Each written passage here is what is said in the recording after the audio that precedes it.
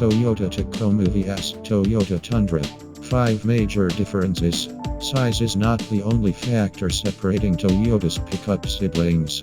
Bigger is always better in this Toyota pickup comparison. Toyota pickup trucks have been around in the United States since 1968.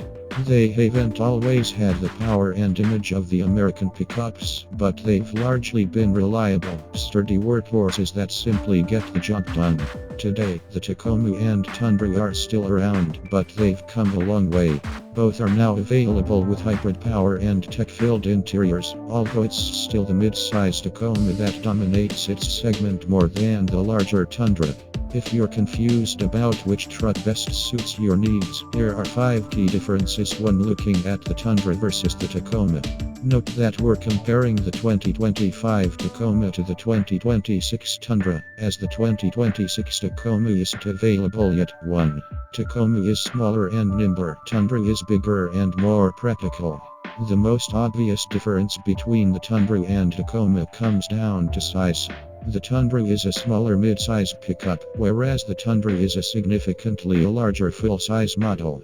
Whereas all Tacomas are 213 inches long, the Tundra measures up to 252.5 inches in length.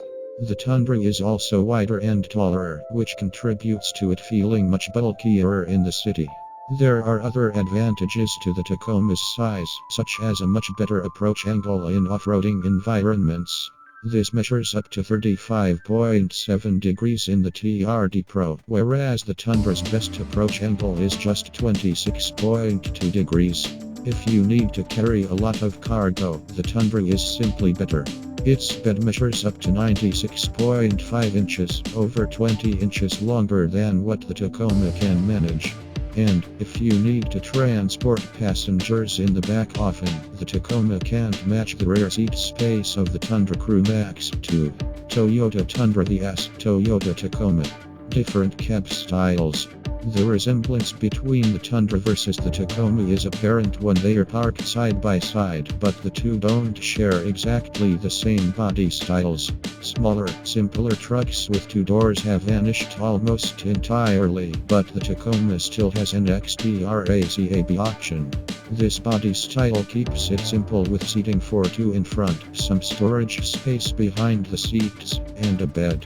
There's also the 4-door Tacoma double cab if you need to seat up to 5, but rear seat space in this model is only average.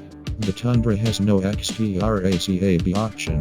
Both the double cab and Crew Max have 4 doors, but the latter is by far a better choice for rear seat passengers. It has 41.6 inches of rear legroom to the Crew Cab's 33.3 inches. 3. Rear suspension design. Leaf spring vs coil springs. Deciding between the Tundra or the Tacoma also comes down to what's under the skin. On the Tacoma, you get a more basic, leaf spring rear suspension design with outboard mounted twin tube shocks. This is a durable setup that also supports high load capacities, but it results in a harsher, rougher ride, particularly when the truck is carrying a heavy load. In the Tundra, Toyota switched to a multi-link rear suspension with coil springs. A load-leveling rear height control air suspension is also available on most Tundra trims. While more complex and expensive, this design improves ride quality noticeably. However, the Tundra is still not quite as comfortable as the Ram 1500. 4. 4-cylinder vs V6 power. The latest generation of both trucks have gone the downsizing route. In the Tacoma, all models have a 2.4-liter turbocharged 4-cylinder engine. It produces between 228 and 278 horsepower, and between 243 and 317 lb-ft of torque, depending on the specific model. A hybrid version of this engine is called the iForce Max, and this one manages meaty outputs of 326 HP and 465 lb-ft. Most Tacomas have an 8-speed automatic, but the non-hybrid engine is available with a 6-speed manual gearbox as well. All Tundras have a 3.4-liter twin-turbo V6, which produces 348